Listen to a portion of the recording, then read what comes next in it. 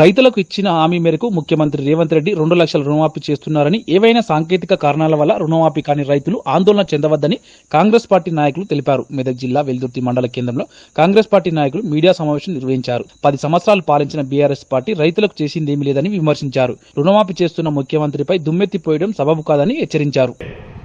మీరు ధర్నాకు దిగినరు, మీరు గుండెల మీద చేసుకొని మాట్లాడాలి. 10 సంవత్సరాలు అవుతుంది మీ గవర్నమెంట్లో మీరు ఉన్నారు, రుణమాఫీ చేసే తెలివి లేదు.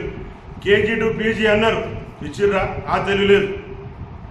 దళిత బంధు అంటివి, ఏదో ఒకళ్ళిద్దరు చూపిస్తే ఆశ పెడితే కథం చేస్తే.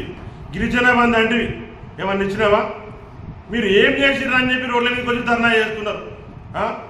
పూసేగాడి వచ్చి మేసేగాడిని తడిదెంగినట్టు ఇంత మంచిగా ఇస్తున్న గవర్నమెంట్ని పట్టుకొని వచ్చి మీరు ప్రయాస చేసి రోడ్ల మీదకి వచ్చి ధర్నాలు చేస్తే మీకు ఎవరు సహకరిస్తారు? మీ ఎంబడి నిన్న ఎవరున్నారు రైతులు మీ దగ్గర? మీరు ఇది గమనించాలి. ఏదైనా చేయాలన్నా కాంగ్రెస్ ప్రభుత్వం ఏం చేస్తుంది? రేపు ఏదైనా ఇప్పుడు అయిపోయింది, ప్రక్రియ అయిపోలేదు. ఎప్పుడు మీకు రుణమాఫీ జరగలేదని చెప్పి ఎవరు అనుకోలేరు. రుణమాఫీ జరుగుతుంది.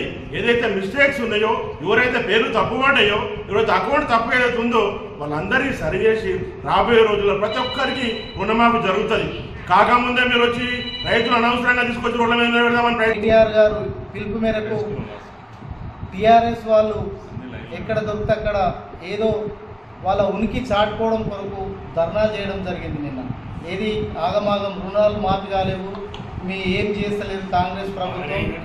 మీ కాంగ్రెస్ ప్రభుత్వము 6 గ్యారెంటీలు ప్రకటించారు, మీరు ఏ ఒక్క హామీలు కూడా నెరవేరుస్తలేరు అని చెప్పేసి వాళ్ళు ఏదో వాళ్ళ కొంపలని మునిగిపోయినట్టుగా ధర్నాకు పిలుపునిచ్చిండ్రు. ఎందుకంటే వాళ్ళు పాతాళం పోతున్నాం, రేపు పాతాళం పోకుండా మా కార్యకర్తలు అందరూ అడ్డుపడితేనన్నా మేము ఆగుతాం, మేము మమ్మల్ని లోపటేయరేమో అనే ఉద్దేశంతో వాళ్ళు ఇవన్నీ పిచ్చి పిచ్చిగా ఆలోచనలు చేసి ప్రజలను రెచ్చగొట్టుకుంటూ, ప్రజలు ఎవ్వరు కూడా వస్తలేరు.